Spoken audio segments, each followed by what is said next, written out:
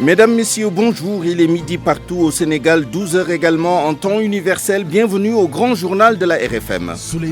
Au sommaire de ce journal, la perpétuité, prison à vie pour Samba Sékou Sow, coupable du meurtre de Fatou Matar Ndiaye.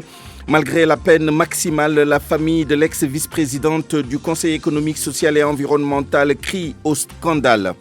Demande de liberté provisoire pour Guy Marius Sagna et ses deux codétenus. La chambre d'accusation rend sa décision cet après-midi, quelques heures seulement après les plaidoiries des avocats.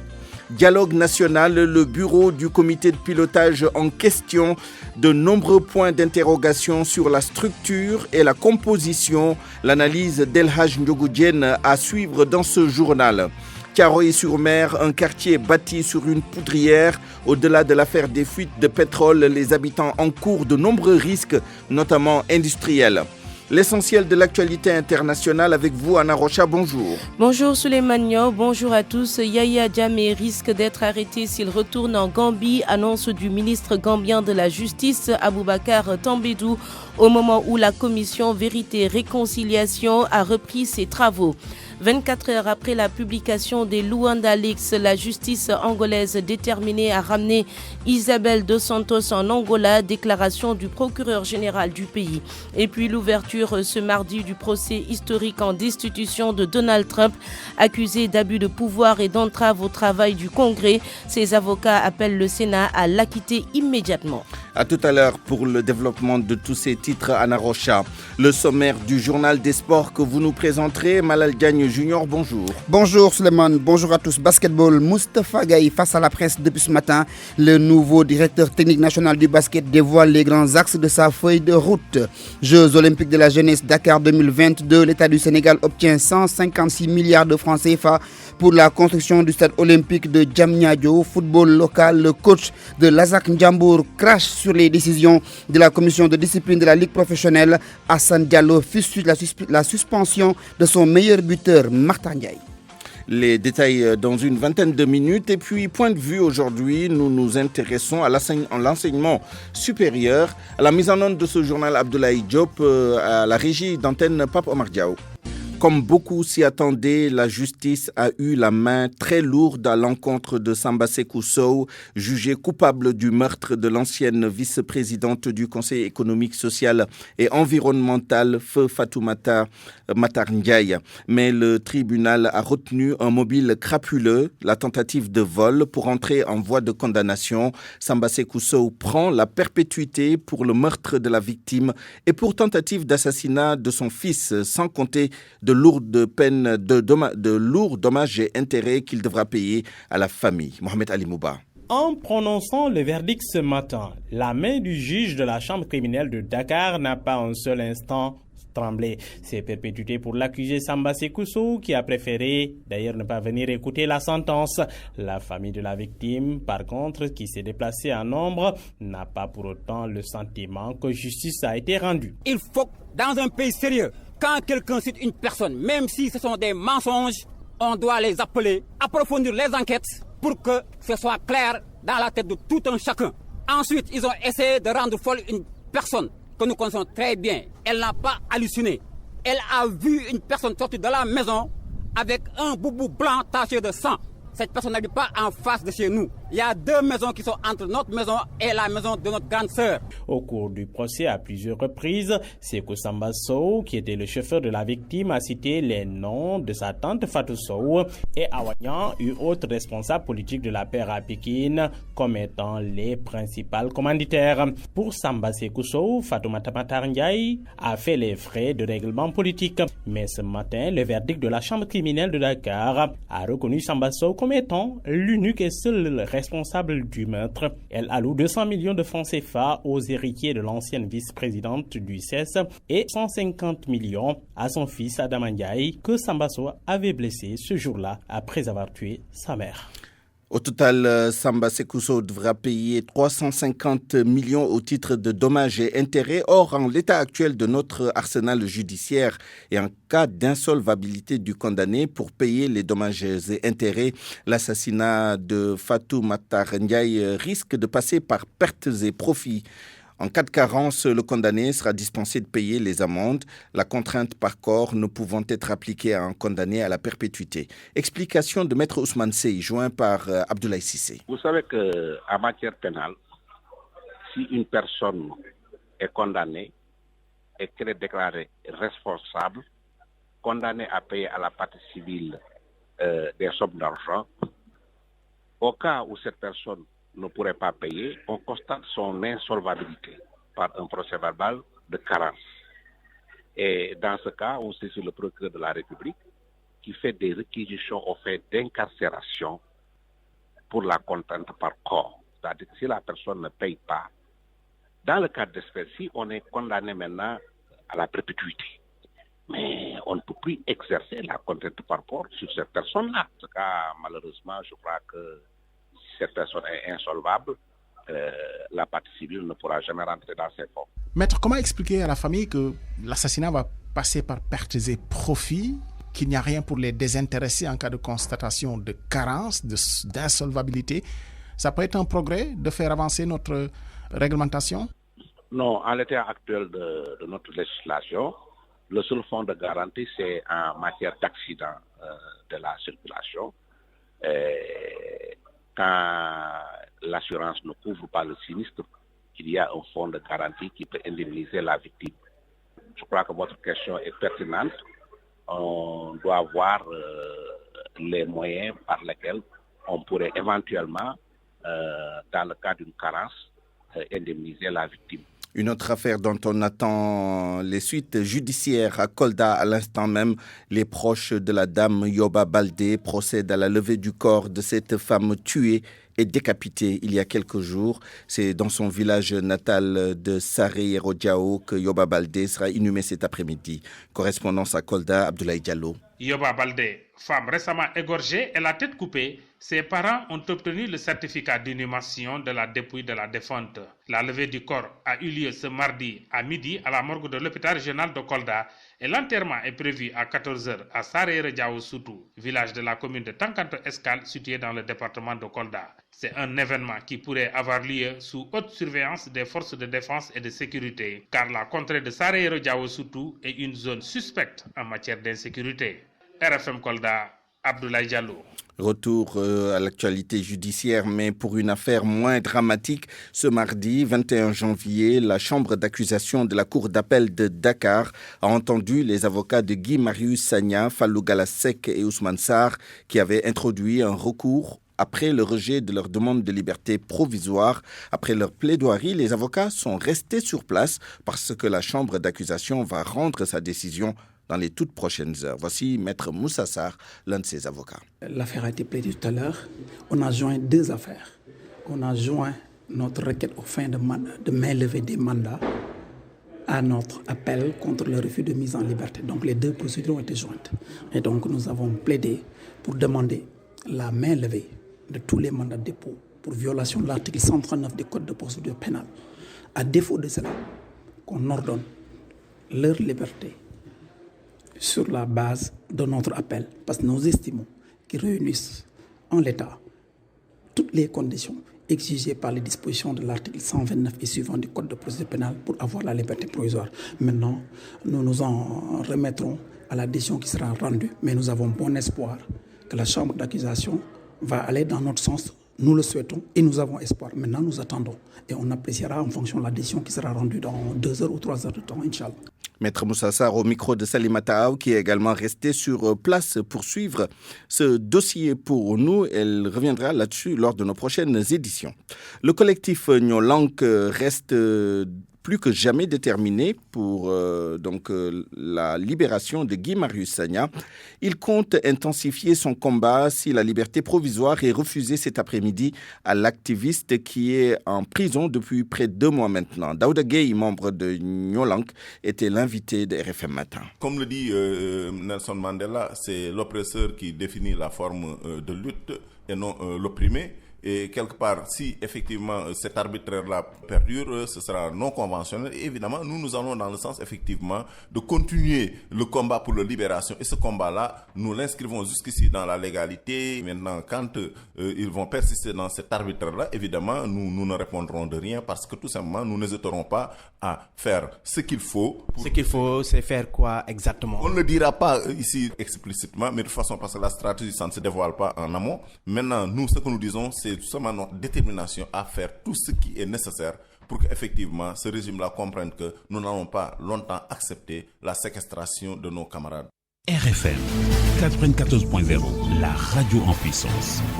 Le bureau du comité de pilotage du dialogue national a été installé hier soir. Il comprend 14 membres et 8 commissions thématiques. Mais le paradoxe est qu'il n'y a aucune commission spécialement réservée aux secteurs à problème comme l'éducation et la santé. Et que dire de la forte présence de généraux à la retraite dans ce bureau, suivant l'analyse d'Elhaj Ndougoudjen. Au moment où le système éducatif commence à connaître des remous, tant dans le supérieur que le moyen secondaire et l'élémentaire, le secteur semble totalement ignoré dans le dialogue national. L'éducation est juste incorporée comme un volet de la commission économique et sociale dirigée par le patron du CNP, Beydi Agne. Est-ce que les véritables problèmes de ce secteur seront bien pris en charge et par qui, étant donné qu'il n'y a dans le comité de pilotage qu'un seul enseignant, le syndicaliste Mamadou Lamine Dianté, qui a été d'ailleurs coopté par le président de la République au titre des personnes qualifiées. C'est bien dommage parce que le dialogue national était le cadre idéal pour trouver des solutions au nombre de problèmes de notre école et de notre université, d'autant plus que le président de la République parle de Sénégal émergent. Et le Sénégal ne peut pas être émergent sans une éducation émergente. Tout comme l'éducation, la santé aussi est confinée dans cette commission économique et sociale. Un secteur malade qui a urgemment besoin d'une thérapie de choc pour retrouver sa santé. Le secteur du travail mérite également plus d'attention et de considération en vue d'un consensus sur des questions qui sont souvent agitées comme les jours de fête ou encore la retraite. Cela alors que des généraux, des militaires à retraite dirigent 3 des 8 commissions du comité de pilotage. 2 d'entre eux, le général Mamadou Sow et le général Abdoulaye Fall, sont d'anciens SEMGA, chef d'état-major général des armées. Rien à dire au vu de leur expérience et de leur parcours, sauf qu'on pouvait avoir mieux pour donner une touche plus jeune au dialogue qui lui-même qui est dirigé par un retraité, Famara Ibrahima Sagna. Un dialogue national, a-t-on dit? Mais ce dialogue national risque de devenir un dialogue de sourds national. Au sujet de ce dialogue national, justement, la société civile menace de quitter la table en cause. Elle dénonce un accaparement des concertations par les hommes politiques. Pour Babacar Ba, aucune considération n'est accordée à la société civile.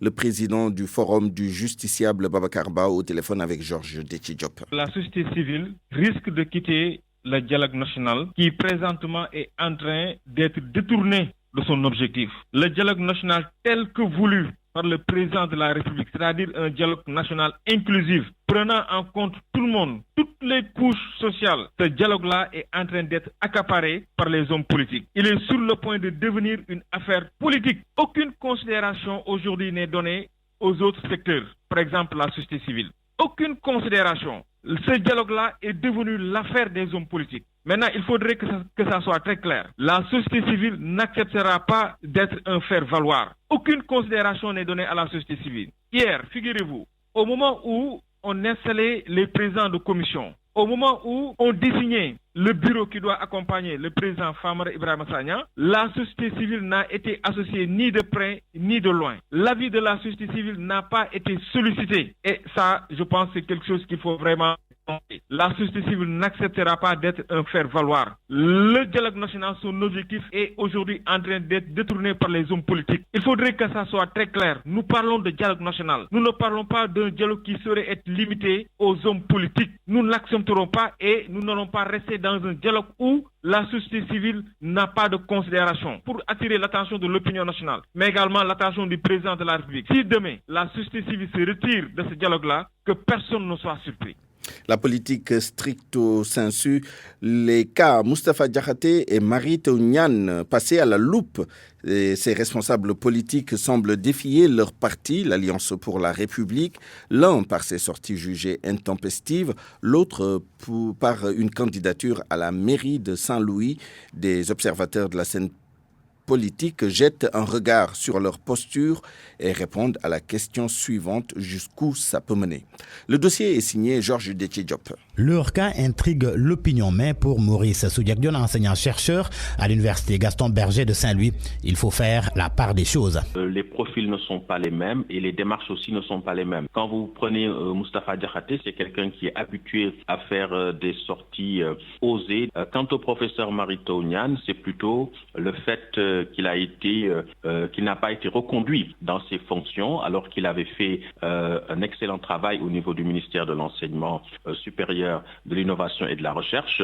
Donc il a certainement été emporté par les luttes de positionnement internes entre lui et Mansour Faye. Ainsi, pour Ibou Sané, enseignant en sociologie politique, l'attitude de Marito Niane est surprenante, tout le contraire de Moustapha Diakhaté. Oui, mais Moustapha Diakhaté, c'est pas surprenant. Lui, il a toujours été comme ça. Par contre, Marito, c'était surprenant chez Marito. Parce que c'est quelqu'un qui sait analyser. Mais s'il va jusqu'à maintenant se dire que les rapports de force peuvent être de mon côté, je vais les exploiter à fond, eh bien... À l'origine de leur posture, une habitude chez l'un, adversité politique chez l'autre. Le professeur Marito Niane, donc il a certainement été emporté par les luttes de positionnement interne entre lui et Faye. Le cas Moustapha Diakhaté, c'est peut-être quelqu'un qui est habitué à des sorties qui marquent une certaine liberté, une certaine indépendance d'esprit, et ça a toujours été la marque de fabrique de Moustapha Diakhaté. Sauf à remarquer que lorsqu'il était quand même positionné comme président du groupe parlementaire,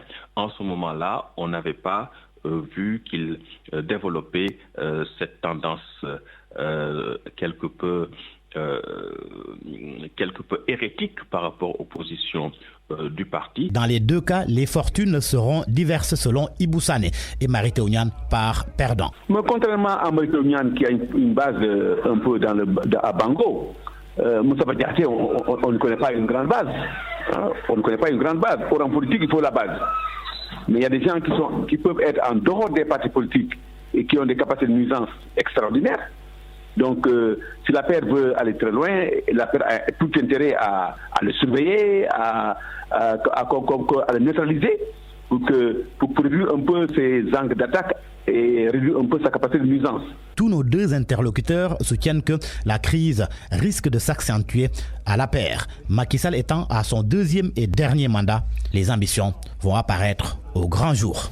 Georges Détié-Diop, il est 12h17, retour à Thiaroye-sur-Mer au lendemain de la visite du gouverneur de Dakar sur le site où il y a une remontée de carburant. Pourtant, c'est un danger permanent qui plane sur les habitants de la commune. Plusieurs maisons sont construites sur le tracé des pipelines de la Sarre. Certains riverains craignent des conséquences catastrophiques. D'autres estiment qu'il n'y a pas lieu de s'inquiéter, surtout sur les risques de pollution de l'eau du robinet.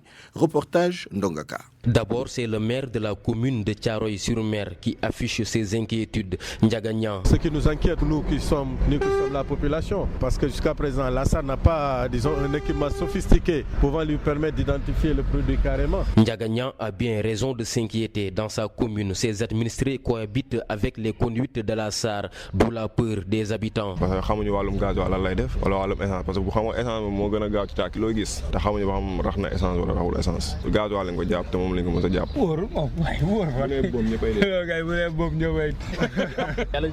Ici, les riverains sont même en mesure d'identifier le tracé des pipelines de la SAR. Non, avant auto bi. Bu ñu lal kii bu bële bi. Fo dafa am poto. Def nii. ba ci biir nii defe naa sax am na benn poto boo defaatee woon nii canal gi di génn am na benn poto bu fa nekk. Sur le lieu indiqué, les résidents confirment le passage des conduites de la raffinerie sous les habitations. Évidemment, ils sont passés par ici, mais on ne subit pas de problème. Cependant, pour Ndaïsène Ndiaye, il n'y a rien à signaler, donc tout est RAS. Non, on n'a pas de problème avec l'eau. Vous ne craignez pas qu'il y ait une pollution? Non, je ne crains pas. Je ne crains pas que ça sera affecté. Hier, lors de sa visite sur le site où il y a une remontée de carburant, le gouverneur de Dakar a demandé une analyse de l'eau du robinet pour vérifier si elle n'est pas polluée. Ndongaka Thiaroye-sur-Mer, Radio Futur Média. Le reste de l'actualité en bref, les sociétés sénégalaises de distribution pétrolière réclament à l'État une dette de plus de 100 milliards de francs CFA. C'est au titre des pertes qu'elles ont subies suite au blocage des prix à la pompe et de la péréquation transport. Les pétroliers interpellent les autorités pour le paiement de cette dette qui les asphyxie sérieusement. Nous y reviendrons lors de nos prochaines éditions. Et puis, la trésorerie du Sénégal est abondante avec une économie solide. Le déficit budgétaire est de juste 3% et l'inflation tourne autour de 1%, selon le ministre des Finances et du Budget, Abdoulaye Daouda Diallo, qui soutient que notre pays, contrairement à ce que disent certains, se trouve dans la catégorie de surendettement modéré, même s'il y a encore des obligations impayées. Le ministre présidait les travaux de la gestion budget-programme nouvellement instaurés. Vous entendrez le compte-rendu de Koumba Sandiane Faye également dans nos prochaines éditions. RFM. L'actualité internationale. Rebonjour Anna Rocha. Rebonjour Souleymane. La Gambie d'abord, où l'ex-président Yaya Jammeh risque l'arrestation. Il sera arrêté s'il tente de retourner dans son pays, déclare le ministre gambien de la Justice, Aboubacar Tambédou, souhaite poursuivre lui-même Jammeh pour les nombreux crimes dont il est accusé durant ses 22 ans de règne. Awambaye. Aboubacar Tambadou, le ministre gambien de la Justice, a émis le souhait de poursuivre lui-même Yaya Jammeh pour sa gestion marquée par de nombreux crimes et exactions. Selon BBC Afrique, cette déclaration est faite quelques jours après que les partisans de l'ancien président ont organisé une grande manifestation dans les rues de la Gambie pour exiger le retour de leur ancien leader dans le pays. Ils sont allés même jusqu'à affirmer que son arrestation va entraîner un bain de sang. Pour rappel, Yaya Jammeh est en exil en Guinée équatoriale depuis qu'il a perdu le pouvoir en 2017. À la tête du pays pendant 22 ans, il a eu du mal à reconnaître sa défaite aux élections de 2016 et la CEDEAO a envoyé des troupes pour le forcer à partir. D'ailleurs, une commission vérité, réconciliation et réparation est installée depuis 2017 pour enquêter sur les violations des droits humains entre 1994 et 2016 et Yaya Jammeh refuse de coopérer avec cette commission mise en place par le gouvernement gambien. Une commission qui a repris ses travaux aujourd'hui. Un expert politique est auditionné actuellement.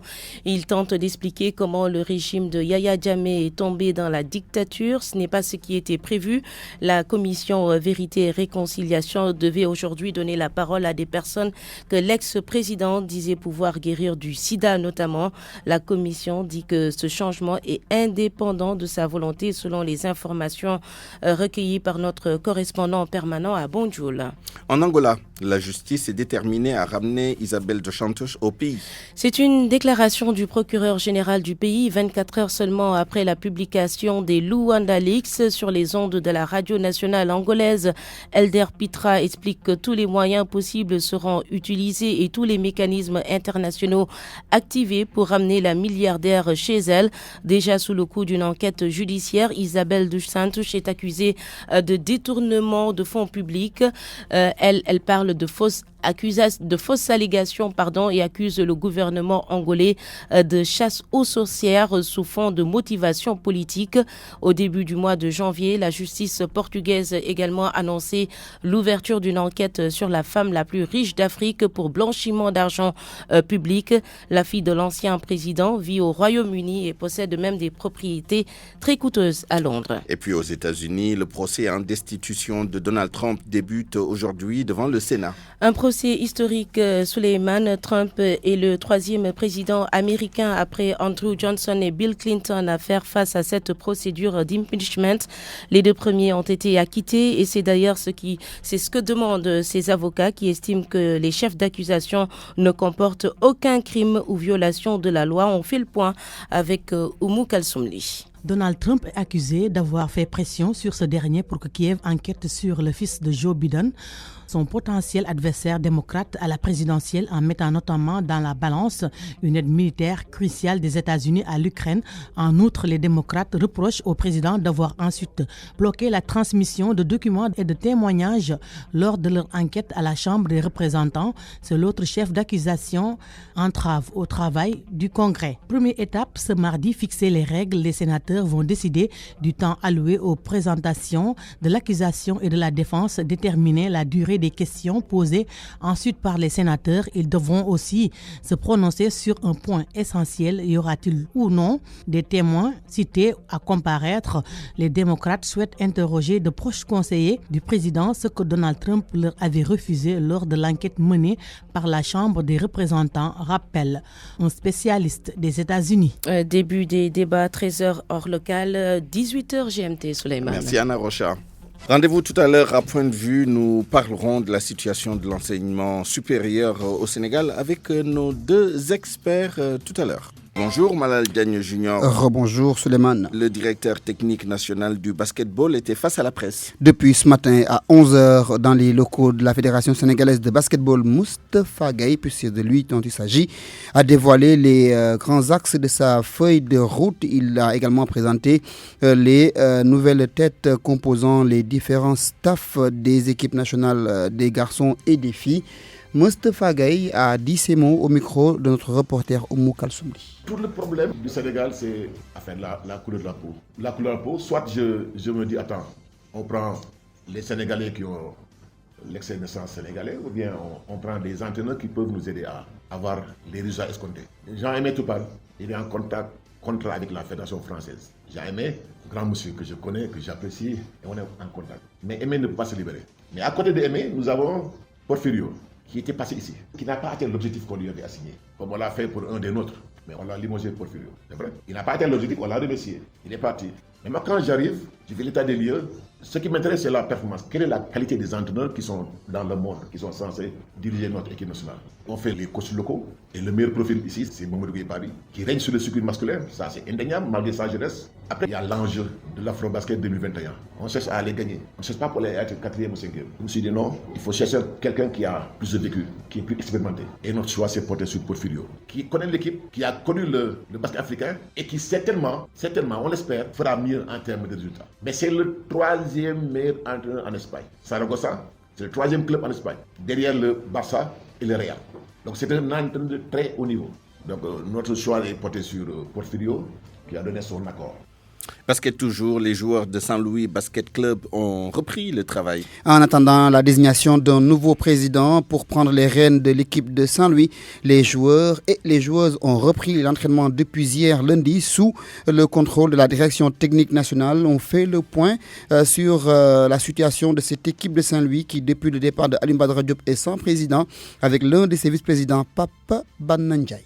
On s'est occupé de l'équipe sur le plan administratif, mais sur le plan sportif, on attendait un peu pour voir est-ce qu'il y aurait la possibilité de convoquer une assemblée générale et de pouvoir démarrer les entraînements. Donc voilà pourquoi maintenant. Président, à quel technicien avez-vous confié les rênes des deux équipes et avec combien de joueurs comptez-vous travailler cette saison? Pour le moment, on n'a pas encore enregistré de nouvelles joueuses ou de nouveaux joueurs. C'est toujours avec le même effectif réduit parce qu'on a eu des départs. On a pratiquement perdu 5 à 6 joueuses. On a demandé au directeur technique de se réunir avec les entraîneurs, de confier les équipes à des entraîneurs et nous, on projette de convoquer un comité directeur pour mettre la situation actuelle de l'équipe sur la table. Pour le moment, nous dirigeons l'équipe en intérim collégial et nous nous réunissons à chaque fois que de besoin pour évaluer et continuer à chercher un président. Sur le plan sportif, nous avons décidé de réduire les effectifs à 15 chez les filles et 15 chez les garçons pour ne pas quand même travailler avec un pléthore de joueurs vu les charges que cela est. Quand est-ce pensez-vous organiser une assemblée générale pour désigner un nouveau président? Je ne peux pas vous le dire pour le moment, mais le nœud gordien, c'est qu'on n'a pas encore rencontré le maire de Saint-Louis. C'est une équipe de la ville de Saint-Louis et la ville de Saint-Louis a son mot à dire et peut-être même des orientations à nous donner. Football maintenant, l'entraîneur du Ndiambour s'attaque à la commission de discipline de la Ligue Pro. Parce que son meilleur attaquant du nom de Martar Ndiaye a été suspendu par les membres de la commission de discipline de la Ligue professionnelle. Une suspension que Hassan Diallo, entraîneur de l'ASAC Ndiambour, ne peut pas comprendre. Il a craché du feu sur ces derniers au micro d'Abraham Polpuy. C'est regrettable qu'on ait une Ligue pro que de nom. Une suspension, un carton rouge obtenu depuis l'année dernière, la dernière journée. L'année dernière, qu'est-ce qu'il faisait pour ne pas évacuer? Une saison, on l'évalue. Mais on ne peut pas comprendre ça. L'année suivante, le gosse change même de club. On reste la 5e journée, il met PV spécial. Ça, on ne peut pas comprendre. Mais ce sont des avocats, des magistrats qui ne suivent même pas le football, qui tranchent souvent leur calendrier. Ça nous a pénalisés. On ne peut rien faire. Un gosse qui reçoit douane génération pour le dernier match, jusqu'à la 5e journée de l'année suivante, ça n'existe qu'au Sénégal. Donc ils ont affaire vraiment à évacuer très rapidement les cas de suspension. Pour finir, Souleymane, parlons des Jeux Olympiques de 2022 à Dakar. Le gouvernement du Sénégal a signé hier un protocole d'accord avec une banque britannique pour un financement de 156 milliards de francs CFA destiné à la construction du stade olympique de Diamniadio, Souleymane. Merci Malal Diagne Junior et bon appétit. Merci à vous. 2h36, bienvenue à Point de Vue. Nous avons un expert en ligne aujourd'hui pour parler de la situation, de l'évolution de l'enseignement supérieur au Sénégal à la lumière des derniers développements. Nous sommes en ligne donc avec M. Seydina Ababakar Ndiaye, ancien secrétaire général du SAES, le syndicat autonome des enseignants du supérieur, et président de la Coalition nationale éducation pour tous. M. Ndiaye, bonjour. Bonjour, M. Nyon. Alors, justement, les événements que j'évoquais tout à l'heure, à la lumière desquels nous avons cet entretien, le dernier en date, c'est la mise en place du bureau du comité de pilotage du dialogue national. Nous avons relevé que l'éducation nationale en général, l'enseignement supérieur en particulier, ne semblait pas faire l'objet d'une attention particulière, bien qu'on sache que toutes les problématiques ne peuvent pas faire l'objet d'une commission spéciale. Mais est-ce que ça n'en dit pas long sur le fait que les autorités ne font pas forcément, ou les autorités, les acteurs en tout cas du dialogue politique, n'accordent pas l'importance que l'enseignement supérieur mérite dans ce dialogue et plus généralement dans la société sénégalaise? Ok, je vous remercie. Je dois préciser d'abord que le SAES, c'est bien le syndicat autonome de l'enseignement supérieur. Et non des de l'enseignement supérieur. Au début, c'était cela, mais nos amis chercheurs de l'IFAN, à l'époque pour l'histoire, simplement, on dit qu'ils ne se voyaient pas trop dans ce nom, alors on a mis enseignement supérieur. Après, moi j'ai développé en disant oui c'est bien, mais justement, il ne faut pas qu'on soit un syndicat corporatiste, il faut qu'on soit un syndicat de proposition aussi, et un syndicat expert, disons. Donc c'est pour ça que nous sommes des militants de l'enseignement supérieur et non pas des simples militants. Bref. Très bien. Nous y reviendrons d'ailleurs tout à l'heure par rapport aux revendications catégorielles. Okay. Absolument. Voilà. Donc, effectivement, bon, on pouvait penser que quand on parle de dialogue national, effectivement, tous les pans de la société, en tout cas, toutes les thématiques devraient être prises en charge, c'est vrai. Mais il ne faut pas oublier que, quand même qu'il y a déjà eu pas mal de choses sur l'éducation déjà. Et puis d'abord, je dois dire que l'éducation, l'enseignement supérieur en général, tout cela, sont un thème tellement central, tellement, disons, même à la limite transversal, disons, qu'on ne peut pas loger cela dans un dialogue national. Tout le monde sait qu'en réalité, pour dire la vérité, que ce dialogue national, en réalité, ce n'est qu'une sorte de parapluie, disons, un écran de fumée pour justement régler des problèmes politiques. Pour moi, c'est plus un dialogue politique que national, au fond. Qu'est-ce que vous entendez? Qui est-ce que vous entendez parler? Ce sont les politiciens, en réalité. Les politiciens. Donc, c'est un dialogue de politiciens. En fait, je vais aller au-delà de la question, parce que moi, en tant qu'universitaire, je donne mon point de vue en général, je n'ai pas de cloison, je n'ai aucun garde-fou en tant que tel. Donc, je dis que clairement, que les opposants, disons, sont fait avoir pour la présidentielle. Le président a été réélu. Il s'est dit que d'accord, j'ai été réélu, mais bon, quand même, c'est pas, il y a quand même quelque chose qui va pas, parce que normalement, je m'attendais à ce que justement ces opposants là se lèvent et fassent un peu de bruit, un peu dans ce pays, ils l'ont pas fait. C'est que ça peut-être qu'il y a un guise sous roche et que maintenant, en fin stratège, il s'est dit, écoutez, je vais les inviter à dialogue national, on va discuter, etc. On va revenir sur les points qui les ont gênés, notamment l'histoire du parrainage, l'audit du fichier, etc. Donc en réalité, pour moi, l'enseignement supérieur ni l'éducation n'ont leur place là-bas. Non, rien à faire. Ou alors devra-t-on discuter, en plus de ce qui a déjà été discuté, il y a eu les concertations des assises, etc. Ou est-ce qu'on va discuter de ces questions essentielles portant sur l'enseignement supérieur et l'éducation nationale en général? Non, aujourd'hui, de mon point de vue, il s'agit de refonder tout le système éducatif.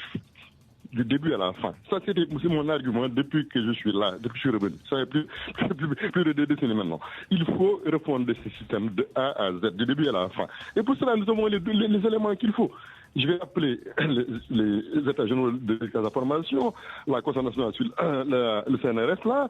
Ensuite, il y a eu vous l'avez dit, avant ça même, il y a eu la concertation de 1992-93 sur l'enseignement supérieur. Il y a eu celle de 2013, la CNAES, il y a eu aussi la d'éducation à la formation, etc. Donc, je veux dire qu'on a assez d'éléments pour vraiment réfléchir et vraiment construire notre école. Parce que ça commence par ça aussi. Mais pourquoi tout ce corpus de propositions, de concepts nouveaux, etc., n'est pas opérationnalisé? Pardon? Pourquoi tout ce corpus-là, toutes ces propositions ne sont pas mises en œuvre simplement? Mais vous savez, c'est juste un cas particulier.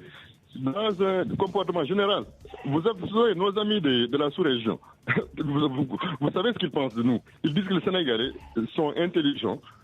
Enfin, vous nous voyez un peu aussi, qui réfléchissent sur tout et n'importe quoi. Ils sortent des documents bien faits et tout, mais après ils les rangent dans le tiroir. Ce qui les a laissé dire que j'étais à tel séminaire, je suis revenu, j'ai dit cela terminé. On est dans le micro, ils parlent. Donc les autres, qu'est-ce qu'ils font? Ils prennent nos documents et ils les appliquent. Enfin, nos conclusions, ils les appliquent. Je donne des exemples précis. Ça m'a permis de revenir justement sur l'histoire de la vente justement des locaux du CNRE. Le Centre national de ressources éducationnelles sur la route de Ouakam. République pour dire déjà, voyez-vous déjà, vous parlez de concertation. Avant ça, mais vous vous rendez compte que dans un pays où le taux d'analphabétisme est à 54%, alors que ce centre a été dédié spécialement à ça, justement avec la coopération canadienne, qu'est-ce qu'on trouve à faire? Au lieu de le renforcer le centre, on le vend en particulier. Voyez-vous? En privé, je veux dire. Pour en faire je ne sais pas quoi. Et vous voulez que ces mêmes personnes-là aient une petite pensée qu'on aurait dû mettre l'éducation dans le dialogue national. Vous vous rendez compte? Oui. Donc il y a quelque chose de ridicule.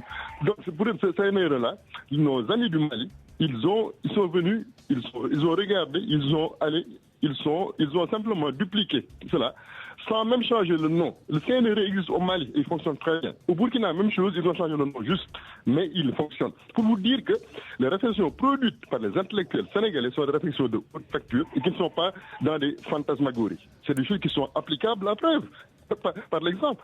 C'est-à-dire, comme on dit, nul ne profite chez soi. Et c'est dommage, parce que quand on parle du capital humain quand même dans le PSE, moi je suis étonné. Capital humain dans le PSE, et qu'est-ce qu'on fait de l'éducation, de la formation en général? Je ne vois pas. Justement, un point particulier de ce qu'on fait dans ce domaine a été pointé par Babacar Diop, enseignant à l'université, qui a également fait la une de l'actualité pour d'autres raisons, et qui a parlé de l'émergence et du développement fulgurant et inquiétant de l'UVS au détriment des facultés telles qu'elles existaient avant. Semblerait-il, d'ici quelques années, l'UVS risque d'être la première université publique du Sénégal, tant il y a des étudiants qui sont affectés dans cette université. Qu'est-ce que vous en pensez, vous? Oui, nous l'avions dit à notre temps. Hein. On avait dit que moi j'avais pris l'image comme quoi l'UVS est un puits sans fond. Parce que quand les étudiants, vous n'avez pas besoin de salle de classe, vous n'avez pas besoin d'amphi, vous n'avez pas besoin de dortoir, rien du tout. Là, vous mettez problème. Parce que la limite des étudiants, la limite des universités physiques, justement, c'est qu'il faut un certain nombre d'amphithéâtres, un certain taux d'encadrement, etc., parce que vous voyez que, d'ailleurs, les conséquences, le fait d'avoir dit maintenant qu'on n'oriente plus dans le privé, vous voyez maintenant des réactions au niveau des universités, notamment de Saint-Louis, comment ça s'appelle, de Bombay, Ziguinchor, etc. C'est pas tout levé de bouclier, absolument. Les mesures d'accompagnement, excusez-moi, n'ont pas suivi. Et qu'aujourd'hui, justement, pour respecter certains standards qu'on n'a pas besoin de respecter à l'UVS. Donc, voyez-vous. Donc, ça pose problème. Tout à fait. Ça pose problème. L'UVS a été créé, moi, j'ai encore en tête les motifs. Les motifs par rapport à la loi qui a été faite. C'est bien parce qu'il y a un problème de place dans l'université physique. Moi, je peux ressortir ce document-là pour le montrer. Donc, c'est bien que c'est pas une réflexion profonde qui a été menée, qui a conduit à dire que c'est bien de créer une université UVS. Il est clair, d'après ce motif-là, que si on avait anticipé sur le gap, parce que tout vient du gap en fait du saut là, de 2010, où on a eu 10 000 bacheliers de plus tout d'un coup, et qui était la conséquence justement du fait du travail quand même, qu'il faut rappeler, du président Abdoulaye Wade, qui avait construit un nombre énorme de collèges de proximité et de lycées. Et donc, il fallait justement se dire que maintenant, quelques années, ces jeunes-là, ces élèves-là vont arriver au baccalauréat. Et qu'il fallait construire, etc., Et ça n'a pas été fait. Et c'est extrêmement grave pour un pays où nous avons quand même une agence nationale de la démographie et de la statistique qui est connue et qui est performante et qui donne ses conclusions et dont on ne s'occupe pas. Il y a un réel problème de projection et de gestion en réalité du système, disons, comme ils disent, du dividende de la jeunesse. C'est ça qui est grave. Tout à fait. Dividende démographique, pardon, comme ils disent. Moi, je suis pas économiste. Nous n'avons pas le temps de faire le tour de toutes les questions, mais je voudrais m'arrêter en dernier sur un point que j'évoquais tout à l'heure. Le point positif quand même, c'est que le campus, sans être totalement apaisé, se porte mieux au plan social. On entend beaucoup moins les revendications catégorielles des enseignants, même le syndicat autonome des travailleurs, le SATUC est plus calme que d'habitude. Il n'y a que les étudiants qui, notamment sur des questions liées au paiement des bourses, agitent un peu le cocotier de temps en temps. Est-ce que c'est pas à saluer? Qu'est-ce qui explique cela? Non, ce qui explique, c'est que aussi, d'abord, les gens sont un peu fatigués quand même depuis des décennies à mener les mêmes combats. Parce que aussi, et puis ça devient une sorte bon, je le salue pas à ça, parce que ça quand même, c'est pas le problème intellectuel de devenir résilient par rapport à des pressions qui sont sur cet intellectuel-là. Mais on peut quand même reconnaître parfois des points positifs, hein? Mais non, j'ai jamais dit qu'il y avait que des points négatifs, parce que j'ai répondu aux questions que vous avez posées. Exact. Je n'ai pas Non, mais je parlais de l'attitude naturellement révolutionnaire des intellectuels. C'est ça, non, ça doit rester. Ça doit rester indéfiniment. Si ça ne reste pas, ce n'est plus la peine. En tout cas, moi, si ça ne restait pas, évidemment, moi, j'irais élever mes moutons et aller dans mon champ. Non, je vous comprends très bien. Ça ne sert à rien. Non, je pense que réellement, aujourd'hui, comme vous l'avez bien noté, les étudiants, ce qui les intéresse, c'est de pouvoir, c'est normal, de pouvoir étudier dans les bonnes conditions. Et ça, quand on n'habite pas à Dakar, même quand on habite à Dakar, mais encore plus quand on n'habite pas à Dakar, évidemment, si on n'a pas les bourses, etc., il y a des problèmes. Pour les enseignants, par contre, mais je veux dire, les grands combats ont été menés. Ça, à 35 ans, non plus de 35 ans aujourd'hui, au fil du temps, nous avons mené les grands combats. Et les grands combats, mais c'était quoi? C'était surtout notamment, disons, préserver l'autonomie des universités. Vous vous souvenez de notre combat de 2015 avec la loi qu'on avait brûlée. Vous vous souvenez aussi, enfin, maintenant, on vient de régler le problème de la retraite. Véritablement, les grandes questions sont réglées. Maintenant, ce qu'on est sur ce qu'on travaille, et j'entends les responsables actuels en parler, effectivement, c'est de faire en sorte que maintenant les taux d'encadrement soient le plus respectés possible. Qu'on soit dans des conditions, dans les amphithéâtres, vous voyez, plus de personnel, plus de professeurs. Des chapiteaux, etc. C'est pas beau. On est en train de vouloir reproduire ça dans les autres universités. Mais ça défigure quand même les universités. C'est des abris provisoires, quoi qu'on dise, et c'est pas beau. Donc il y a d'autres questions maintenant qui sont des questions qui concernent directement la pédagogie, les conditions, comme on l'appelait à notre époque, le pacte, le programme d'amélioration des conditions de travail de l'enseignement supérieur, qui reste encore entier. Et ça, c'est un problème qu'il faut régler. Et ça, si on arrive à le faire, les nez vont rouler, ça va pas nous empêcher de constater, d'avoir un esprit, voilà, libertaire, si on veut, tout ce qu'on veut, mais au moins que les choses roulent. Mais là, c'est un problème. Il faut vous promener à l'Université de Dakar vers midi ou 18h, mais vous voyez le monde qu'il y a, mais c'est impressionnant. Il y a un mouvement ou quoi que ce soit, mais non.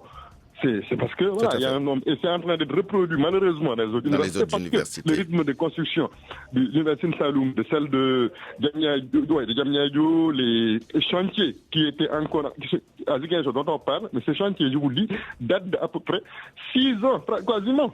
Exact. Et ils sont encore à l'étape. Moi-même, je les ai visités. Donc, il y a un sérieux problème. Il y a encore du travail à faire. L'argent qui a été investi donc, par le président, parce que c'est un point positif, et j'aime à le rappeler. Parce qu'au début, c'était 302 milliards, vers 2013. Après, c'est parti presque, pas loin de 500 milliards aujourd'hui.